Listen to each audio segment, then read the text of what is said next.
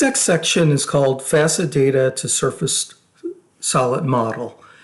This could have been part of reverse engineering or realized shape because it's really both.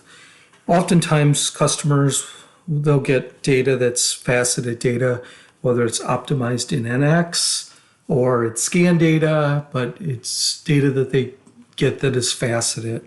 And for one reason or another, they may want to bring that back to BREP data. Well, we have a command called wrap facet data, which will wrap the data and then give you a BREP piece of data that you can actually edit and make changes to. And how this would work, if we open up NX, here's our data. This was the original data, and this is the optimized part. So what we'll do is we'll hide the original data for now. We really don't need it, but here's the part. And we can wrap it with the holes and everything. It's probably a good practice not to wrap with the holes. Not that you can't do it. It's just better to probably extrude the holes, create the holes after, once you get the solid data. So we have a tool called Polygon Modeling.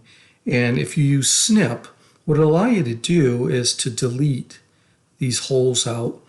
And it's faceted data that I'm deleting, so they're really just triangles, hundreds and hundreds of triangles that make up a faceted part. So I'm going to delete that. And now I can use fill hole. I'm just simply going to fill them right back in, but this time it's going to, I'm just filling them with a plane. So we filled the data. Now we can go into Realize Shape, NX Realize Shape, and the new tool is called Cage from Facet Body. So if we select this and we select our Facet Body, it'll kind of give us like an average size count, and you can tighten that way up or loosen it.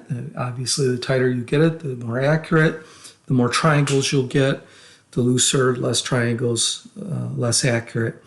But by having that, we'll just say OK. So it's creating the BREP data. So you could see the BREP data, and if I finish it,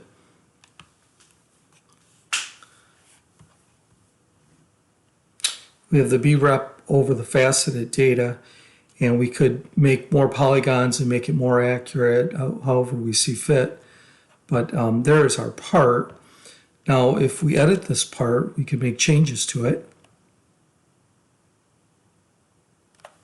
So let's say you wanted to extend this out, and we could extend it, say, 25 millimeters. It's kind of a long way, but it does it. So we extended that out 25 millimeters.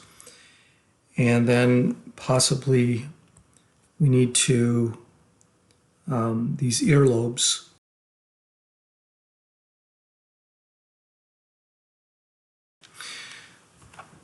And then if we're concerned about symmetry, we want the part to be very, very symmetric. We could even do things like we could delete half of it.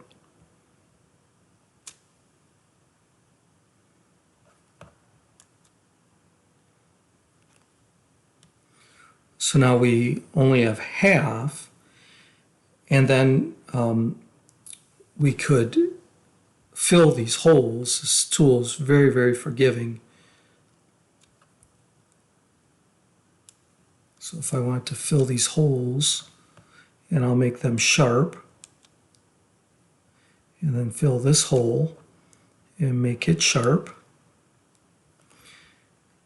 and then we'll make it symmetrical. So now that we know that even though it wrapped it, we're going to get a symmetrical model.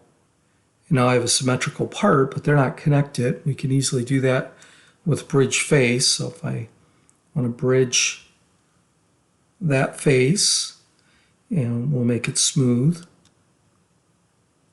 Bridges right across. Okay, we trimmed it back a little bit, and now we will bridge the face. And then we could finish up.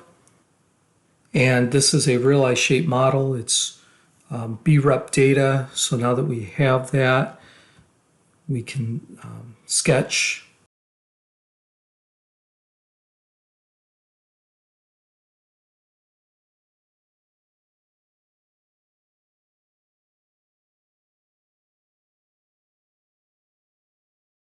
So here's our part.